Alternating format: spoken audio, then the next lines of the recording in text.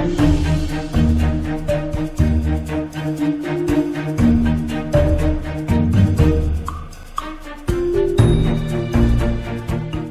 everyone, my name is Ryan and welcome back to Pro Game Reviews. Today I'll be talking about one of the games from the 2020 Chunlan Cup Prelims in North America. So this game was played in early January actually.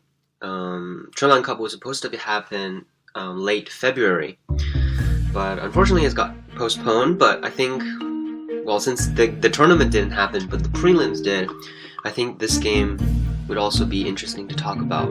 So this game was between myself and Yang Huiren, one-dan professional, and this was the semifinals. In the other bracket, Andy Liu got a win to go to the finals directly, so he got the better end of the draw. And so in this game I was black, and since this is another one of my own games, I decided to not go and kind of do the formal kind of introduction. I think I'll save that for when things get a little bit better and we actually get our tournaments back again. So in this game I was black, and I actually decided to play this opening instead of the usual start point. And I think for this one, I wanted white to do the high approach, and this is something that used to be pretty popular, where white would do the high approach and then extend, and then black would do a two-space extension, and then white would jump, and then here black would just go over and continue to approach the corners. So it's like a pretty typical joseki in the lower right corner. And so in this opening, black has a lot of territory, and so I think it's better for black. So that's probably just my opinion. So for this, since it's the large knight enclosure, it's not that easy for white to attach onto it. But I guess white can still do this attachment and push. I did see this a couple times on Fox. I don't know if that's like how good this is and how white will follow up here. Maybe he will extend or something like that. So I think that's also possible. That's like a more modern way to play. Okay, so in the game, white didn't play this though. White did the low approach, and I think this actually became a lot more popular. And before, many players played the high approach to kind of avoid this early game complications. But nowadays, people play this more, and so we're probably going to see a lot of more of these pincer moves. I'm actually very interested to actually find out the result for like the two-space high, because I think that is still relatively unclear what like the best result is for both players. I think it's still under investigation, if I can put it that way. So in the game I decided to approach. I didn't really want to answer here, because if black answered like this, I think white would just enclose the other corner. So it's hard for black to do anything on the right side as of now. If black kicks, I think it's relatively slow, so white can like either Hane and Atari, or just extend later, and white can defend another corner, I think, or even attach. So white's going to have a lot more options. And I think similarly for this, maybe white will just extend.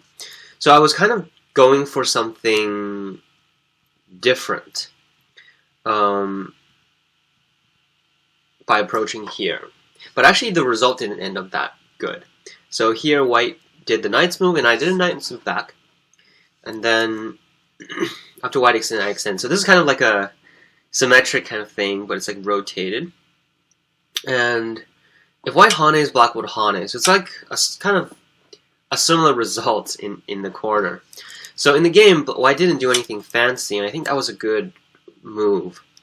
After that, black had to come back. So here I played a more modern, because I really didn't want white to attach. And I think typically when black is able to attach, this shape is very awkward.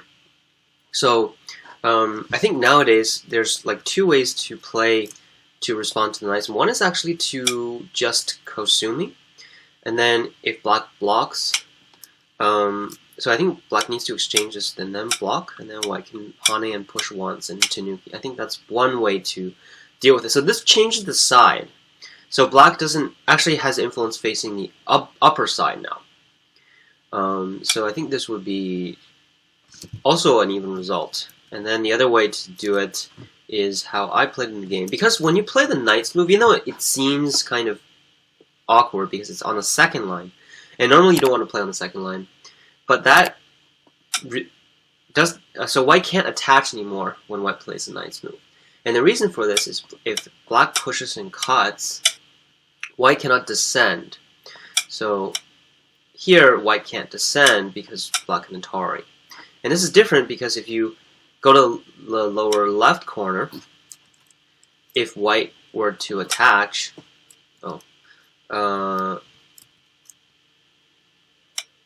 so if black were to attach in the lower left corner, the situation would be a lot different because after this, after black pushes, when black extends, white can't. So you notice that this stone is in a different location. And if white does this, then black can Atari through. So this is like a basic follow-up from this knight move press Joseki. And obviously this is going to be really bad for white because black just cuts through and white doesn't have anything really. But in this case, black can just Atari and nothing will really happen. So that's the main difference. So this playing the knight's move on the second line avoids this 3-3 attachment. So later on, all white can do is do a knight's move into the corner. But of course, this being on the second line is not very good for the left side. So actually white exchanged a Kosumi and played the knight's move here. So I think this is a move to reduce this influence on this side. So yeah, and now I think I played a move kind of quickly. I played this move, the approach, and this move is a little too textbook, and I like to criticize this move a little bit because it's not really doing that much of whole board thinking, because I think I should have realized that white would not answer in this corner. Because right now there's a very important point on the board, especially in the opening, and that's this extension. And this is an expansion move for both black and white, and since white has this wall, it's going to be very nice for white to extend and expand here. So white being able to get this, it was actually it's way more urgent as an open area than just a corner approach, because it's an expansion for both sides, so it's like almost like double the value. So of course, after I approached here, white would continue on the right side. So this is also a very good move for the opening. So I think at this point, I think black might have fell behind a little bit in the opening. So in the game, I pressed again, and here white still did the one space jump instead of the knight's move. So right now, black has 2 attachments. But in this case, I wanted to reduce, because after this extension, this is really going to become big. If white gets to spend another move, white would really be able to enclose a very big area, and that would be really efficient. So I decided to play a reduction move. So white attached, and then I actually decided with the wedge. So this is kind of probably a move that's fancier than it actually good. Here I really didn't know what to do. And if black hanes, white would most definitely cut. So of course, because white is really strong, in the fight here, white would have a big advantage against black. So it's like kind of like a game fight. White has way more game members. So now it's very hard for black to continue. So probably the only move is to wedge. And then this actually became quite complicated. I'm not going to go over kind of the full variation, and I'll just talk about what happened in the game. So here, haning directly, I think, was an okay move. So here, I didn't really want to turn. because white would just extend, and then I would have to push. And actually, you can see how good these moves are because it really limits black. It's hard for black to connect back to the upper right corner there. So in the game, I decided to Hane, so white Atari and jumps. And then I decided to play this move directly. So the meaning of this move is that, so right now, if black Ataris, so of course you can't really just crawl on the second line. That would be bad even if that lives. White still has most of the moyo here.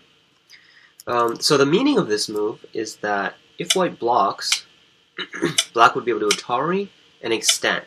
And that would increase the liberties. So right now white can't ignore on that side because here black would be able to escape on the other side. And I think this is probably still pretty complicated, but that was sort of the game plan. And you can see like how dangerous this is for black and how like this invasion is, because here it seems like white has a lot of options. For example, if white just Ataris and maybe play Tiger's Mouth, it's still like here black probably can escape, but there had to be a lot of reading here really to make sure that that's the case. And so in the game, white decided not to do this explicit fight and decided to simply connect. So here black connects and connects back. So here actually I think black still benefit a little bit because originally this was all white's moyo, but now black has reduced it by quite a bit. But of course, white still has this very big influence in the center, so it's really hard to say this is better for. But I'm glad that I kind of got away. I didn't really got pinned down here, so I was able to still stay in the game, because if this died, then it's going to be difficult. So this actually took quite a bit of reading, but I'm actually okay with this result. And that here white protects, and that's a very important move, because if white lets this escape, then after black extends and jumps, then actually none of this influence exists, because this is not simply a weak group. This is actually threatening white on either side. And so this is a very important stone to capture. So be wary of this kind of thing, because it really determines the difference between a strong and a weak group. So here white fixes, and so it's black's turn again. So after extending, I decided to take some more territory before doing anything in the center. So here we play out one of the Joseki variations for this knight's move press. And I think this is a decent result for black, because black took the corner and still has some influence towards the side. And so the main... so here, again, we have another attach, because black got sente here, and this is probably the biggest move on the board. And here I made a mistake. I think this descend is probably one of the worst moves I played during this game, because there's no reason why black should descend here. Of course, black should block.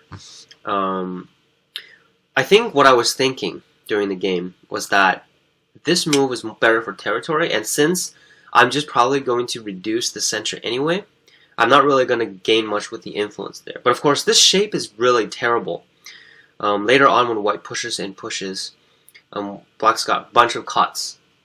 So this is a very bad move in terms of shape. Now with this block, white can't actually hane inside, because after black pushes and cuts and extends, white actually has to live in the corner. So black gets the first move on the outside, and this trade isn't very good for white. And so in here, after black descends, it's probably an even game again, and then played another territory. So you can see like the kind of, this isn't typically my style, getting all the territory. But really, I didn't feel like the center was really that urgent. So I decided to keep taking the territory and wait and see what white does to do in the enclosing, and then going for an invasion. So here white pushes. I think this is probably not a good exchange because after getting this stone, black is actually able to connect back even easier. So after white pushes again, and then I decided to play this move. Now, thinking back, this move is probably a little too deep, and white probably can attack this better. So yeah, even in the game, this felt really bad. So in the end, I got the Ascente moves in, but even after that, I still had to escape, and it's very kind of difficult to escape because you can see there's not much value in over facing on the right side. So black is simply just living by myself, right? And so here I think I made a very important decision. Now, the normal move for black would probably be to just protect the center, but in this game I actually decided I should probably reduce, because in this case, after white just gets another one space extension, this is really big, and it's going to be very difficult to reduce this. So if it's like this, then white has like over 30 points over here, and I think that after that, Komi is going to be difficult to get, and probably white would not just do such a calm move. I think white would push here first, and that was what I was really afraid of, because this is actually a Sente profit by white, and this is Sente because now there's cutting points, and black actually needs to somehow protect one of those cutting points, and also this is a lot of points here. So that's, you can see how bad this second line descend move is. So in the game, I decided to take another big move. So white extends, and then I decided to go with the reduction. And then here, this is probably a big move, because after black pushes, this side becomes a lot weaker. So this is not only a territory move, but it's actually strengthening this weakness. So then I decided to jump in. Now there's like, this is slightly dangerous, but because you can see here, black has this group, and it's just kind of hanging there. And of course, this group can't get captured, but it's probably difficult for white to try to capture it in one move, because you can see there's some eye space, and there's some method of connecting back. But I think in a regular game, most players would probably think that this looks very dangerous for black. So here, black has some ways of making more eyes, and this is why I think that I can leave that after making some judgments. But of course, that's a pretty big risk to take. For example, if white just does this, there's really very little eye space, so really black is forced to connect back to one of the groups here. And not only this, there's a potential cut over here as well. So if white peeps here, white can actually play this move. And technically there's a cut, but white is also relatively weak, because white needs to reduce their own liberties in order to make these cuts. So there's all of these that black needs to worry about. So even though black seems to have a very big territory lead, if any one of these weaknesses gets exploited by white, then black is in big trouble. So it's like big risk here, even though the reward looks big. So here I think white is probably a little too, this is probably a little too premature.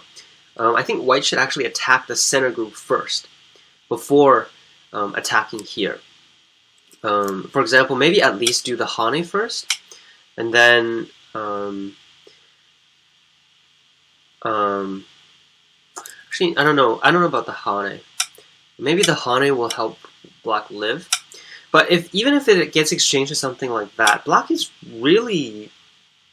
to work really hard still to make this group alive. And the more moves black makes in the center, it would make this weakness even more prominent. So here, black probably can exchange that first to make this stone heavy. So now it's a group of 3, and later on really get something out of this this Kosumi here. But I think in the game we can see that this was a little too early, and then I decided to go and do something on this side first. So I did a Hane and clamp, And after white extended, I jumped down. So these 3 stones are very short on liberty, so there's a lot of sente moves on the upper side. But it's still not very clear yet. So here black haunts and connects, white does the peep, and then black can actually threaten the wedge. So right now if white connects, black can wedge an Atari from this side, and that would threaten the snapback, so white cannot save these 3 stones anymore. So here white needs to protect, black cuts, and white plays another move here. So actually this move was probably a misread, because it actually didn't really work. So what white can just simply do is just connect back on this side. And really there's nothing too much black can do in the middle there. And so what does this move mean? So actually for one, what I was thinking during the game was that if white blocks on this side, then black would be able to throw in, then Atari. Since these 2 stones are very important, white needs to save them. And then when black captures, this locally isn't alive yet. So right now black can't capture it because white has this capture move. And because of this weakness, black cannot cut white. So black actually has to connect back into the center. So actually none of this really even worked. So you can see probably from here. But one thing black can do is, for example, black can actually descend. And then white would need to... So white can't block on this side, because even though black can't go capture white, since there's a weakness here, but black can cut and then connect back and cut off this group. So here white has to live, and then black can actually jump to connect back. And that was kind of the main goal. But you can see that, like, even after connecting back here, there's in the middle, it probably still looks pretty dangerous, because of course if white jumps in here, there's actually 0 eyes on the side there. But here I think white probably should have just blocked here. So what I was trying to do was I wanted white to block here, because then when black blocks on the other side, then both of these are sente, and that's important because it makes sure that this eye space is guaranteed. And it's very difficult for white to capture, so white can still make a ko by hane and double hane, but here this makes the eye space much better. And I actually kind of meant this as a pro, but after I realized how I could block, and that would have been very devastating, I think, for black. So here, black can't capture the middle vital stone, and so black needs to live this, make sure this doesn't die, and live this. And I think that's going to be a pretty difficult task. It's pretty much going all in here. But in the game, I actually lured my opponent into a mistake. So in the game, white haunted directly. And then I was able to push and throw in, and Atari, and then block. So that was a misplay by white, because now this group isn't alive anymore, because this push doesn't work. Because after black captures, white doesn't have enough liberties, and so white can't connect here. And so in the end, it was a relatively sudden kind of ending. After this, this group got captured. And so after a few moves here, white resigned. So it was kind of like an abrupt ending, but I think in this game, I really felt pressured, and I didn't like kind of how this game was going. Something with a lot of my games is that it seems like my side isn't doing very well for most of the game, and then I kind of have to take big risks to actually come back in the end. So not a very good general trend, but maybe that's something I can try to change in the future. So in this game, I think it's a very typical territory versus influence game. You can see like some of the ways I did to reduce, and I think the timing is more important than the actual move. For example, if you think about one of the moves I played in the middle, I think you can actually do other things as well, and it would be a similar result. For example, go a bit further, I think that might have been even better, or something like that. But I think the timing is more important. And I think that to decide the timing, you should think about when your opponent can actually enclose something so that you feel that you aren't able to live inside. So you should always think about that when you are in the territory side. So that's kind of my tip to you guys. So after this game, I advanced to the finals, and of course, faced my familiar opponent, Andy Liu. So, hope you enjoyed this game review, and I will see you next time, perhaps with the review of the Chunlan final prelims. See you next time.